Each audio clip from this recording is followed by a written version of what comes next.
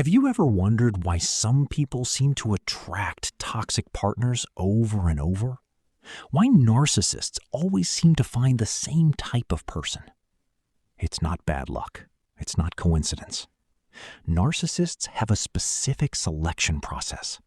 They know exactly who to target. Narcissists are predators. And like all predators, they have preferences. They look for specific traits: empathy, loyalty, forgiveness, and a tendency to blame themselves. They don't choose randomly. They choose strategically. The first trait narcissists look for: empathy. They need someone who feels deeply, someone who will understand their pain, someone who will make excuses for their behavior. Empathy is beautiful, but to a narcissist, it's a vulnerability. Second trap: mental accounting. You treat money differently based on where it comes from. You'll splurge a tax refund, but save your salary. But money is money. Your brain creates arbitrary categories, and this leads to irrational spending. You're not managing. Third trap: the endowment effect. Once you own something, you overvalue it. You refuse to sell your car for market price because it's worth more to you. This is why you keep clutter. This is why you hold bad investments. Ownership changes your perception. Fourth trap: social comparison. You don't compare your finances to your own goals. You compare them to your neighbors, friends, and people on social media. Everyone seems richer, so you spend to keep up. But you're comparing your behind the... Fifth trap: status spending. You buy things to signal success: a luxury car, a designer bag, a bigger house. These purchases are driven by a deep need for social approval. But here's the truth: most people don't care about your possessions. The narcissist tests you early. They push a small boundary. Can I borrow some money? Can you cancel your plans for me? Can you keep this secret? If you say yes, they push further. If you say no, they move on to someone else. These tests are the screen. Love bombing is the hook. The narcissist showers you with attention, gifts, and compliments. You feel special. You feel seen. This is intentional. They're building dependency. They're creating a bond so strong that when they pull away, then comes isolation. The narcissist slowly separates you from your support system. Your friends don't really care about you. Your family is toxic. It's us against the world. This is intentional. They're removing your allies. When you have no one to... Devaluation begins. The narcissist criticizes you, compares you to others, withdraws affection. You start trying harder to earn their approval. You walk on eggshells. This is the trap. The goal isn't to make you better. It's to make... Gaslighting is their primary weapon. They deny things they said. They twist your words. They make you question your memory. That never happened. You're too sensitive. You're imagining things. Over time, you stop trusting yourself. You rely on their version of reality. The cycle repeats. Love bombing, then devaluation. The inconsistency is the hook.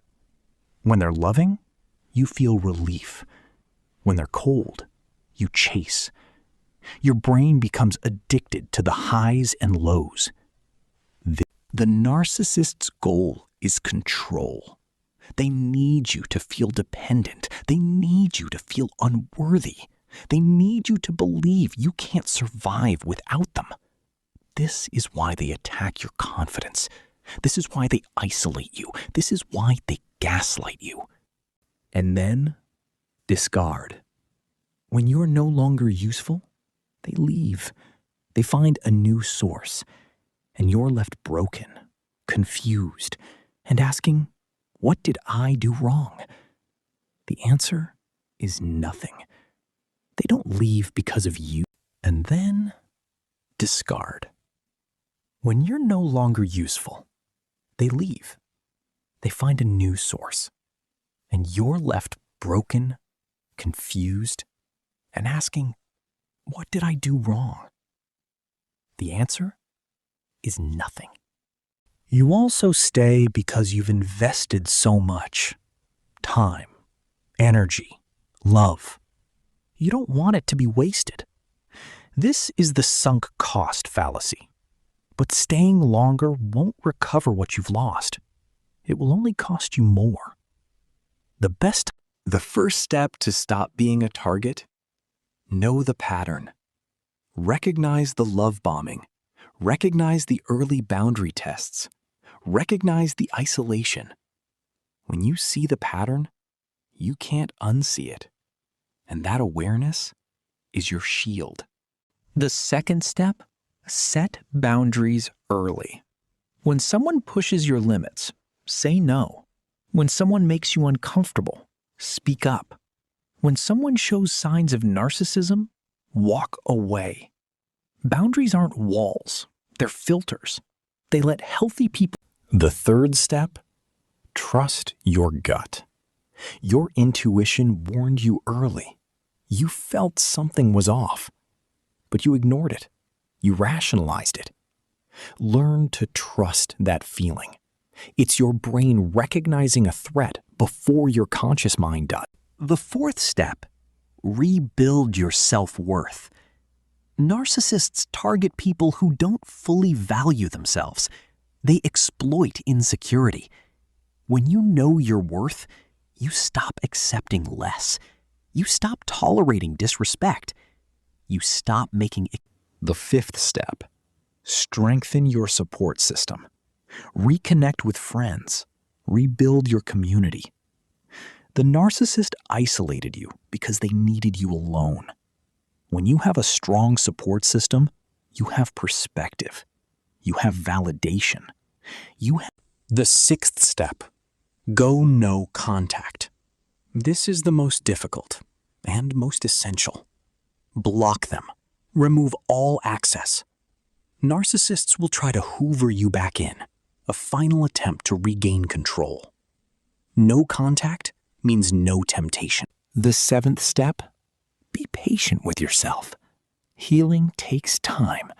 You'll have good days and bad days. You'll miss them sometimes. That's normal. That's the trauma bond dissolving. Each day you stay away, you get stronger. One day, the eighth step: educate yourself. Learn about narcissism. Learn about the tactics. Learn about the cycle. Knowledge is power.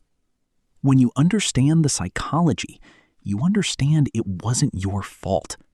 You understand it was a predictable.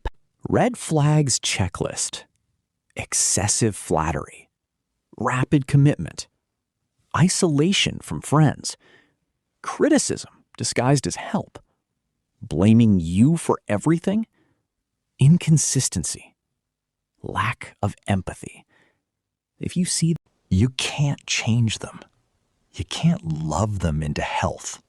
You can't fix them. This is the hardest truth to accept.